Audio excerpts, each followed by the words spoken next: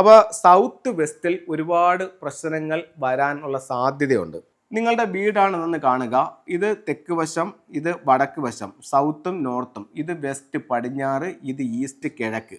ഇത് തെക്ക് കിഴക്കേ മൂല അഗ്നികോണ്, ഇത് തെക്ക് പടിഞ്ഞാറേ മൂല കന്നിമൂല, ഇത് വടക്ക് പടിഞ്ഞാറേ മൂല വായുകോണ്, ഇത് വടക്ക് കിഴക്കേ മൂല ഈശാനകോണ്. അങ്ങനെ 8 ദിക്കുകളും ഒരു ബ്രഹ്മസ്ഥാനവുമാണ് നമുക്കുള്ളത്. ഇവിടെ കന്നിമൂലയിൽ വരാകാവുന്ന ഒരു 3-4 പ്രശ്നങ്ങൾ ഞാൻ പറയാം.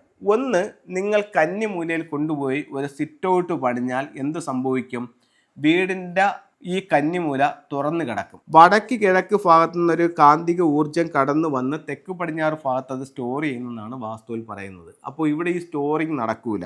പൈസ നഷ്ടപ്പെട്ടു പോവും, അല്ലെങ്കിൽ ചിലവായി പോവും. എന്തുമൂലം? കന്നിമൂലയിലെ സിറ്റ് ഔട്ട് മൂലം. തെക്ക് പടിഞ്ഞാറ് ഭാഗത്ത് നിങ്ങൾക്ക് ഇവിടെ ഒരു ബെഡ്റൂം ഉണ്ട്. എന്നിട്ട് നിങ്ങൾ എന്ത് ചെയ്തു?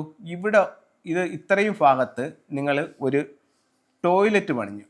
ഈ കന്നിമൂലയിൽ ഇവിടെ ടോയ്ലറ്റ് വന്നാൽ എന്തൊക്കെ പ്രശ്നങ്ങൾ നിങ്ങളുടെ ജീവിതത്തിൽ ഉണ്ടാവും, അതേ പ്രശ്നങ്ങൾ തന്നെ ഇവിടെ ടോയ്ലറ്റ് വന്നാലും ഉണ്ടാവും. കന്നിമൂലയിൽ സിറ്റ് ഔട്ട് പാടില്ല, കന്നിമൂലയിൽ കാർ പോർച്ച് പാടില്ല, കന്നിമൂല ഒഴിഞ്ഞു കിടക്കാൻ മിസ്സിംഗ് ആയിട്ട് കിടക്കാൻ പാടില്ല. വീട് സ്ക്വയറോ റെക്ടാങ്കിൾ ഷേപ്പിലോ എടുക്കും, കന്നിമൂല മിസ്സിംഗ് ആയിട്ട് കിടക്കാൻ പാടില്ല. അത് കഴിഞ്ഞിട്ട് കന്നിമൂലയിൽ സെപ്റ്റ് ടാങ്ക് പാടില്ല, കന്നിമൂലയിൽ ടോയ്ലറ്റ് പാടില്ല,